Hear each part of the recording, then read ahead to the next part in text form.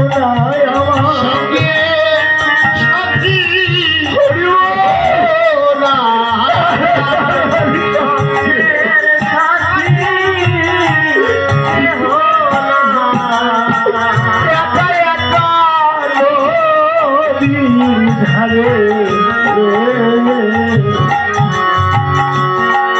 আমি বসে আছি নদীর কিনারে ওরে মাঝি ও মাঝি পার করো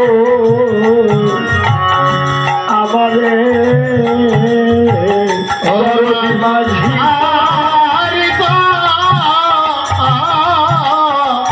রে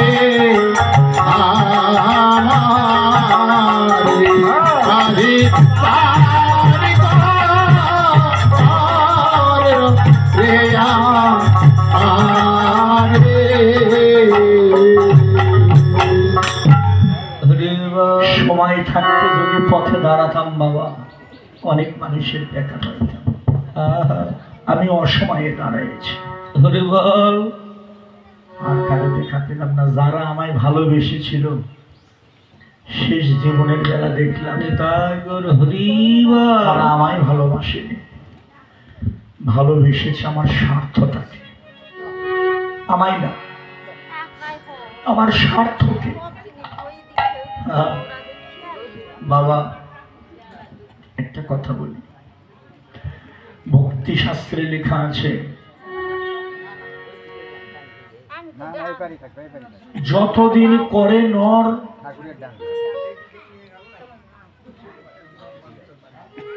এদিকে খুব সুন্দর একটা কথা বাবা যতদিন করে নর নর মানে মানুষ যতদিন করে নর ধর উপার্জন ওরে ততদিন বস থাকে তার আত্মীয় সহজন কি সুন্দর কথাটা বাস্তব যতদিন করে নর ধন উপার্জন ততদিন বস থাকে আত্মীয় সহজন সবাই ভালোবাসে কেমন আছেন দাদা যদি রোগে জরাজীর্ণ হয়ে যায় যদি কেউ দেহ তখন আর ডাক দিয়ে তার জিজ্ঞেস করে না কেউ হরিবল হরিবল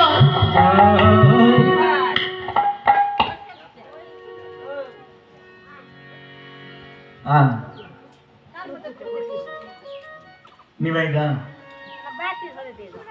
আমার আমার গ্রামে ও বাবা আমার গ্রামে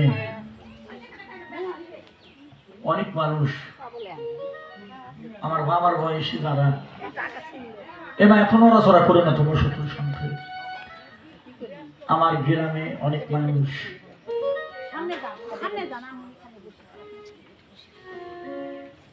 আমারে আপনি করে কয় সত্যি কথা তাদের বয়স আমার বাবার মতো আপনি করে কয় আর আমার যে জ্যাঠা আছে আমার জ্যাঠার নাম ধরে ডাকে আমার জ্যাঠার নাম ধরে ডাকে মানে আমার বাবারও যাই বড় ওই মানুষগুলো তার নাম ধরে ডাকে আর আমারে আবার আপনি করে কয় আমি একদিন কইছিলাম যে আমার জ্যাঠা বাবার বড় কাকা বাবু আপনি তার নাম ধরে ডাকেন আর আমার আপনি করে এখন বুঝলাম না আমাকে তুমি বুঝবে না আমি তো বুঝি মানে আমার একটু টাকা পয়সা আছে তো তাই আমি আপনি হ্যাঁ আর গরিব মানুষ এই সত্যি কথা ভগবানের সামনে যদি মিথ্যা কথা বলি এটা বাস্তব কথা বললাম নাকি বাবা টাকা পয়সা থাকলে সবাই দাম দেয় ছোট মানুষকে দাম দেয় কিন্তু আমি যারা গুরু বলে মানি আমার বাবার বড় আমার জ্যাঠা তার ওই মানুষগুলো তুই করে করে নাম ধরে রাখে আর আমারে আপনি করে করে এটা আবার কি ব্যবহার ও টাকা পয়সা আছে তাই তাই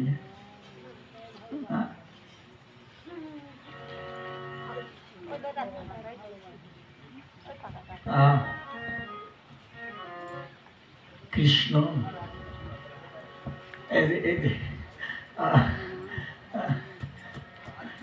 সুন্দর একটা কথা মনে পড়ছে। যুধিষ্ঠির দাঁড়িয়ে আছে, এই যে আমার শিষ্য বাবা তুমি শোনো, যুধিষ্ঠির দাঁড়িয়ে আছে, কৃষ্ণ গিয়া যুধিষ্ঠির চরণে ভক্তি দেয়। যুধিষ্ঠির বলেছিল, কৃষ্ণ রে তুই হলি ভগবান,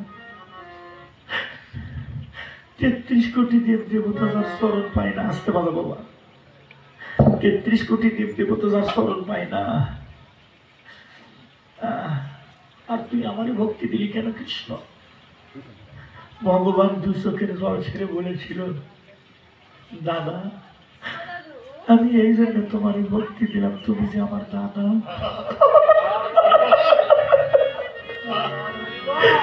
তুমি যে আমার দাদা।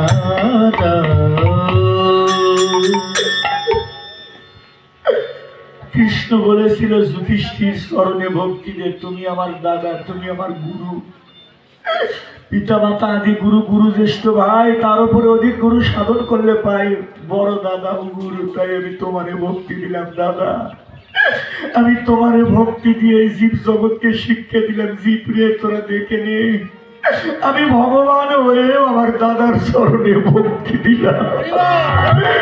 তোমরা সবাই রেখো গুরু ভক্তি,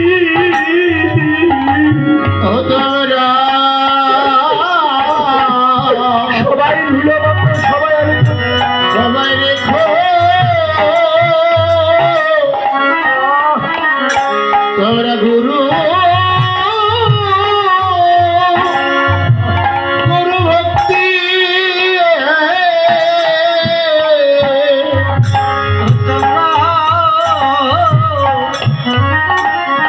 তোমরা সবাই রেখো গুরু ভক্তি, গুরু সবাই ধুলো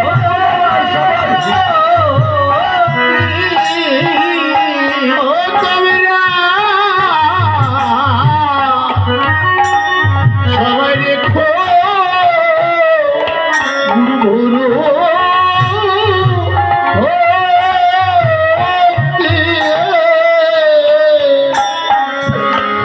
তোমাদের কৃষ্ণ ভজনে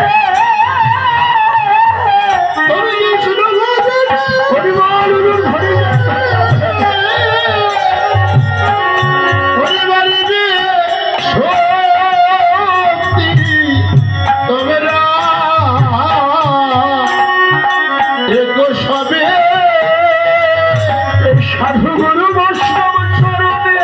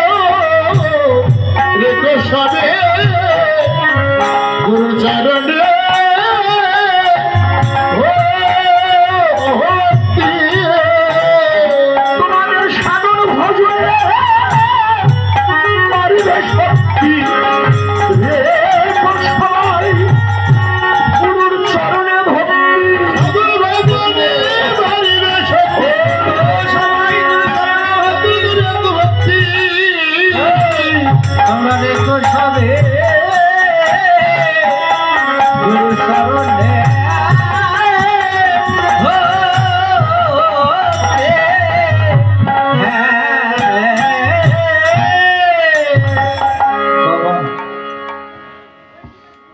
ভাইয়েরা বোনেরা মাসিরা, একদিনেরও যদি বড় হয় কেউ কারো, সেটার গুরু। একদিনেরও যদি বড় হয় সেটা গুরু। তাকে মান দিয়ে কথা বলতে হয়।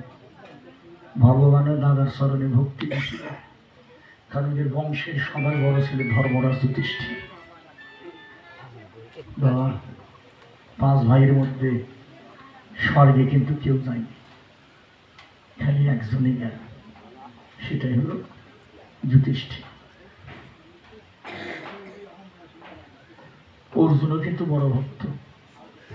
অর্জুন বড় ভক্ত না, যার রথের সারথি ভগবান নিজে।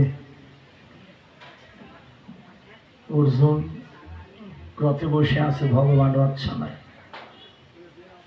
যে ভগবানকে রথের সারথি বানাইতে পারে মা, সেটি কম ভক্ত? এত বড় ভক্ত হওয়া সত্ত্বেও সে স্বর্গে যাইতে পারল না। কারণটা কি? অর্জুনের ভিতরে অহমিকা ছিল। হরিবল হরিবল হরিবল। আর একটা চিন্তা ছিল, আমি তো পাইছি, হ্যাঁ পাইছি, আমি রথে বসে আছি আর ভগবান রথ চালায়, আমার মতো এত আপন করে কে পাইছে? কৃষ্ণ পাই, অর্জুন তুই আজও পালি না কেন? আমার মতো কে পাইছে? ঠাকুর, আমি রথে বসে আছি, তুমি আমার রথ চালাও, আমার মতো তোমাকে কে পাইছে? তুমি আমার রথের সারথি। কৃষ্ণ বলেছিল, হ্যাঁ অর্জুন ঠিকই বলেছিস, আমি তো রথের সারথি, কিন্তু অর্জুন, হে অর্জুন, তুই সারা জনম আমার তোর কাঠের রথের সারথি বানাই রাখলি। হরিবল হরিবল। সারা জনম তুই আমার কাঠের রথের সারথি বানাই রাখলি। অর্জুন, এই কাঠের রথের সারথি না বানাই যদি একবার এই দেহ রথের সারথি করতে পারতি, অর্জুন, যদি একবার হৃদয় রথের সারথি করতে পারতিস অর্জুন, এইভাবে তাহলে তোর আসা যাওয়া আর লাগে না। আসা যাওয়া হরিবল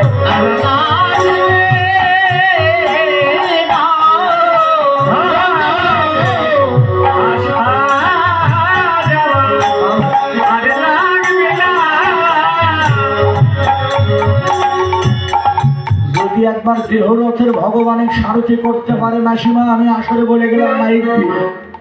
ঘরের মধ্যে যারা ভক্ত আছো তারাও শোনো বাবা, যদি কোনো শিষ্য তার গুরুকে দেহরথের সারথি করতে পারে, আমারও বিশ্বাস তারও আসা যাওয়া লাগে না। তার নৌকা ভাঙ্গা হোক, তলা খসা হোক, পচা হোক, যতই নিচ থেকে জল উঠুক, যে তরির কান্ডারি গুরুদেব নিজে হয়, এই নৌকে একদিন না একদিন কুলে পৌঁছিবে।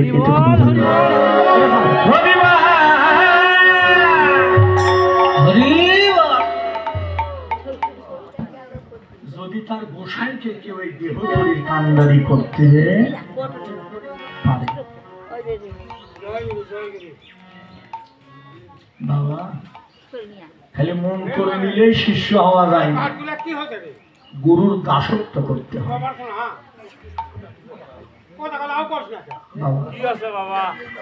গুরুর দাসত্ব স্বীকার করতে হয় বাবা। মানিকগঞ্জ যেখানে মমতাজের বাড়ি, ওখানে আমি গানে গেছিলাম, শুনলাম কালুসার একটা মাজার আছে বড়, ওনার একজন শিষ্য ছিল, নাম ছিল মুজিবর। গুরু চরণে ভক্তি দিয়ে দাঁড়াইছে। মুজিবর কয়, বাবা আপনি কিছু সেবা করবেন? কয়, বাবা আমি একটু তরমুজ খাবো। তরমুজ চোদ্দ মাসে দিন গুরুর চরণে ভক্তি করে বাড়াইছে, তরমুজ পূজার হয় না। এটা বাস্তব ঘটনা বলছি, এখনো আছে না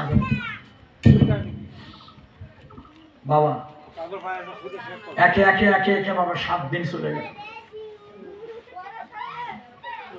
তরমুজ পাই না, 14 মাসে দিন। কিন্তু আর প্রতিজ্ঞা, যতক্ষণ আমার গোসাইকে আমি তরমুজ না খাওয়াইবো ততক্ষণ আমি 1 গিলাস জল। 7 দিন 7 রাত খালি ঘুরছে তরমুজের খোঁজে, খুঁজতে খুঁজতে চলে গেছে দোলো দিয়ে ঘাটে। পাটুরিয়া, যেখানে ফরিদপুরের গাড়ি যাতায়াত করে, ফেরিঘাট। হ্যাঁ, ওই যে পাটুরিয়া ঘাট, এপার পাটুরিয়া, ওই পার হলো দৌলতিয়া। আসতে বাবা শোন, খালি পোপো করিস না, মন্ত্র নিছু, খালি তো ডাব খাওয়া শিষ্য হচ্ছে। শিষ্য হলে এরকম শিষ্য দেখে একটা লোক তরমুজ নিয়ে বসে আছে, গামছা দিয়ে মুখ ঢেকে বসে।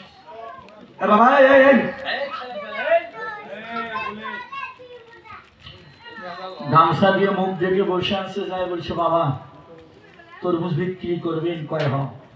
দাম কত? তখনকার দিনের কথা, কয় 1 টাকা।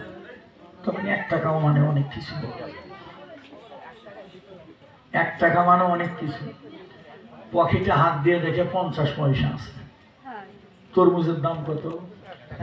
1 টাকা। পকেটে হাত দিয়ে দেখে 50 পয়সা। বাইর করে দোকানদারে কয়, আপনি 50 পয়সা নিয়ে আমার তরমুজটা দিন। কয় আমার তরমুজের দাম 1 টাকা, তুমি 50 পয়সা দিবা মানে? আমি তোমার কাছে তরমুজ বিক্রি করবো না। ও বলছে জানেন, আমি আমার গোসাইকে তরমুজ খাওয়াইতে চাইছি, 7 রাত চলে গেল। আমি প্রতিজ্ঞা করেছি যতক্ষণ তরমুজ না পাবো 1 গিলাস জল খাবো না। 7 রাত 7 দিন হলে ঘুরি, একটা তরমুজও পাইনি। আজকে একটা তরমুজ পাইছে, আমি কিছু খাইনি। আমার আশা আমি তরমুজ গোসাইয়ের সেবা দিয়ে তারপরে জল খাবো।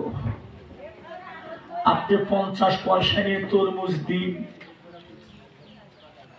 দোকানদার কয় আমি তরমুজ দেব না, আমার তরমুজের দাম 1 টাকা।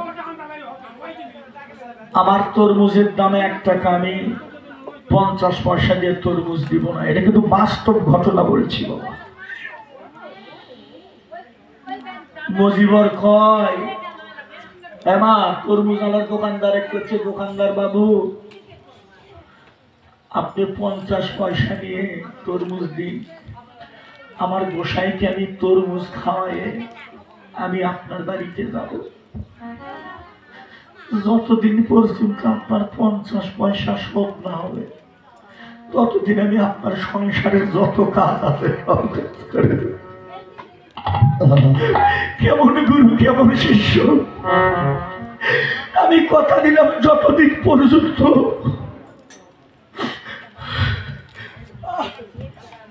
আপনার 50 পয়সা শোধ না হবে, তাতে যদি 2-1 বছরও যাবে, আমি আপনার সংসারে সব কাজ করে দেব।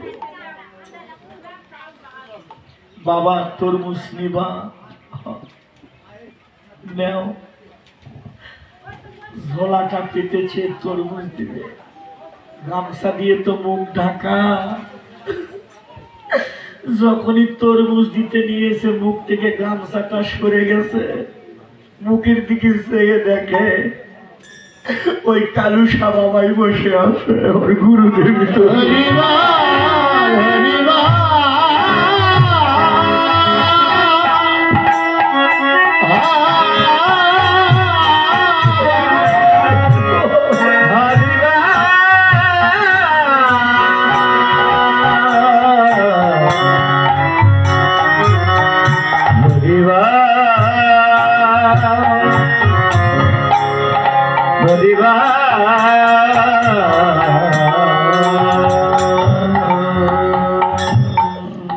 যারা মন্ত্র নিছো এই কথাগুলো একটু মনে রাখবা বাবা। আমি এমা মা যারা গুরু মন্ত্র নিছো কথাটা ধরে রাখো। খালি মন্ত্র নিলে শিষ্য হওয়া যায় না। শিষ্য কার নাম? সে দেখো গুরুদেব কালুসাই বসে আছে। বাবা আপনি কেন? গোসাই পাই বাবা তোরে পরীক্ষা করলাম, তুই আমায় কত ভালোবাসিস।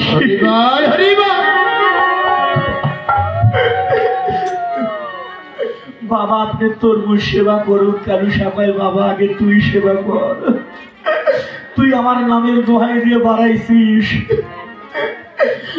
যখন ওই মজিবর কালুসার চরণে পড়ে গেল, কালুসার চরণে ভক্তি করে হাত দেয়, দেখে পাও থেকে রক্ত পড়ছে। মজিবর কয় গুরুদেব আপনার পা থেকে রক্ত পড়ছে কেন? কয় বাবা তুই জানিস না 7 দিন তুই তরমুজের জন্য ঘুরে বেড়াস, আমিও তোর পিছে পিছে ঘুরেছি। হরি বল, হরি বল, হরি বল।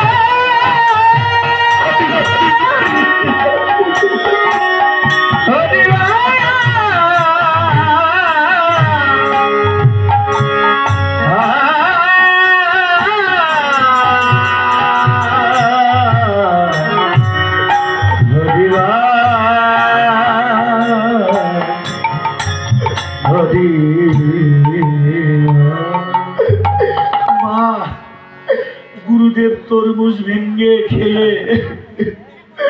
শিষ্যর বদনে দেয়, মাজারে ফিরে এসে ঝিটকে সাটুরিয়া জায়গার নাম। আমি ওই মাজারের ধার দিয়ে ফাঁকার বিশাল বড় মাজার, প্রতি বছর অনুষ্ঠান হয়।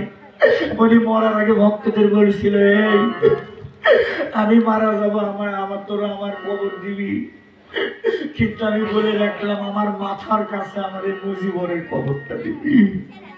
শিষ্য ভক্তরা কয়, বাবা এ কি কথা বললেন, আপনি যদি বলেন আপনার চরণের পাশে ওরে রাখতে পারি, আপনার মাথার কাছে রাখবো মানে? গুরুদেব বলেছিল, এই মুজিবর সারা তো আমার চরণে সেবা করলো, আমি তো কোনোদিন ওর চরণে সেবা করতে পারিনি, আমি যেন মরণের পরে ওর চরণটা সেবা করতে পারি। ওরে এক জন্মে ভালোবেসে সবাই ধুলো মাখো,